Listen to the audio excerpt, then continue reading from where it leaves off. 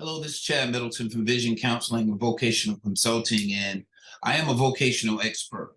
I have over 20 years experience working in the rehabilitation counseling field, and my job is to assess people with disabilities to determine what type of work that they can do.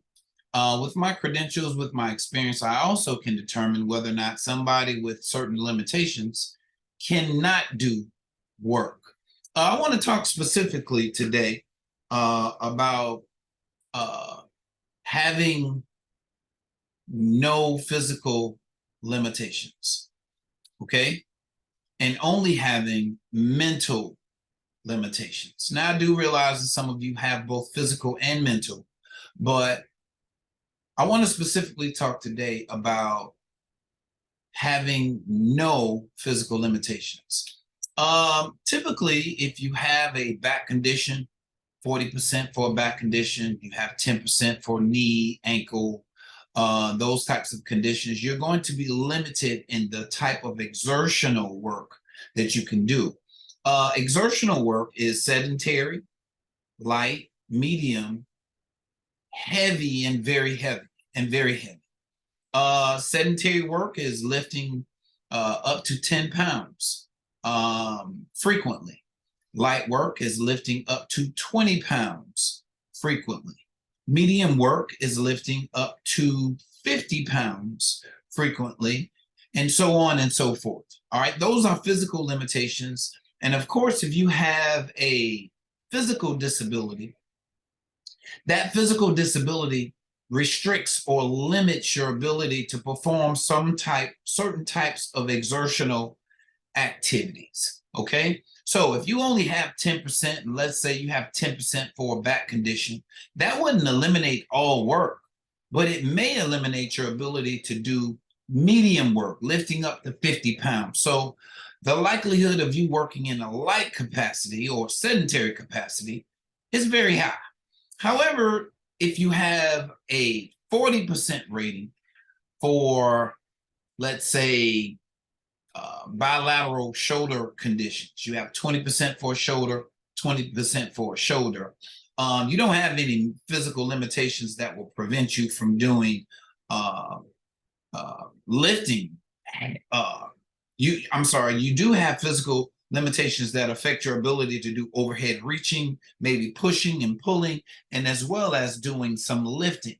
However, your 20% conditions doesn't eliminate all jobs, but it definitely restricts you to a certain lifting capacity. Maybe you're only able to lift up to 10 pounds consistently. So again, having bilateral shoulder condition does restrict your ability to do certain types of work, but it doesn't restrict all types of physical exertion, okay? So with physical limitations, it does eliminate your ability to perform certain jobs, okay? But those jobs that you are able to do may fall within your ability to perform. Like I said in the example, 20/20 for shoulder may only allow you to perform work at the sedentary to light level of physical exertion. But my subject on today is what we're talking about is having no physical limitations, all right? Meaning that you only have mental health limitations. Now, when you think mental health, physically, you can work at the sedentary, light, medium, heavy, very heavy physical exertion. Okay, I want you to get this picture. You can perform work at any of those exertional capacities, but how does your mental health limitation restrict you from working any other job? Okay, I have a client that came to me with a situation similar to this, where she had no physical limitations, meaning that she can work at sedentary, light, medium, heavy, very heavy. I can identify work as a furniture mover, material handler. I can identify work as a mechanic, lifting up to 50 pounds. I can identify work as a construction worker, someone who does landscaping. Physically, this person can do any of those jobs, But now let's focus on the mental health limitations. All right. Her mental health limitation, she had a 70% rating for PTSD. How does your mental health limitations affect your ability to work? Well, first and foremost, let's go to her rating decision. Her rating decision says that she has a 70% rating. She has difficulty in adapting to a work-like setting. In other words, anything that's resembling work, she has difficulty adapting to it. She had problems working with men. She had problems working with great crowds of people. So the VA said she had difficulty adapting to a work-like setting. Also, difficulty adapting to stressful circumstances. So in other words, so if she's working on a job that I've identified and the job is deemed as stressful, she has difficulty adapting to stressful work. Third, she had difficulty in adapting to work. Okay, these are the limitations that she has. Difficulty adapting to work. She had suicidal ideation. She had occupational and social impairment with reduced reliability and productivity.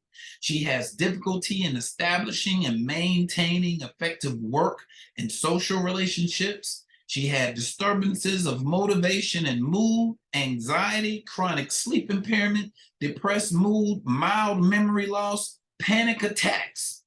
All right? I'm going to say this about panic attacks. Panic attacks, when they happen, you typically will shut down. And if you're shutting down, you're not being productive. If you're not being productive and you're paid to be productive, it's very hard for you to maintain that job. But nevertheless, no physical limitations, only these mental health limitations. It is my professional opinion that with these limitations and limitations like this, it doesn't matter what the physical capacity of the job is. This person is not able to work in any capacity. Okay? Suicidal ideation, difficulty in adapting to work, all has been identified in your VA rating decision. What type of job will I be able to identify that has no interaction with people, very little or minimal stress, no direct contact with the general public, will also allow you to make provision for whenever you have a panic attack or whenever you're working around people to have you isolated. And it's my professional opinion that those jobs don't exist. Okay, so as a vocational expert, it's my job to know the physical demands of jobs, but it's also my job to understand the mental demands of jobs. And if you are 70% for a mental health condition, you're not working, have not worked, have documented problems working with people, you've been written up on the job, you have mental health limitations that affects your ability to work with people, and you're getting treatment, contact our office. I need to see the evidence to support that.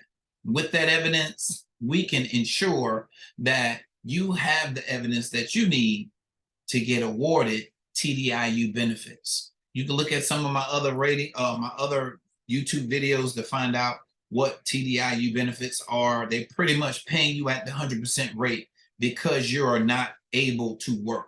But you need some documentation that says you're not able to find a job. You're not able to maintain employment. You're not feasible for employment. So if this applies to you, if you're 70% and you have evidence to support your inability to work with these types of limitations, I have no problem with performing or getting you a vocational assessment to say that. Now, you're 70%, you've applied for TDIU. It's very likely that the VA has denied you. Okay? It's very likely that you have been denied because you don't have vocational evidence to support what I've just said. Now, you may have a history of unemployment. You may not be able to work. But without the vocational evidence, it's very difficult for the VA to substantiate you're not being able to work. This is where we come in and help. This applies to you. Contact our office. You can call us at 803-563-5087. Again, it's 803-563-5087. We're located on the East Coast, so please keep that in mind when you call us. Go ahead and schedule one of our either a webinar or an individual consultation so that we can talk about our process and whether or not you qualify for services through vision counseling. All right. And if so, we can give you the evidence to support you getting the TDIU benefits. All right. Struggling back and forth with the VA, trying to get your rating to 100%, not able to get it, but you've been unemployed in the process, contact our office. All right.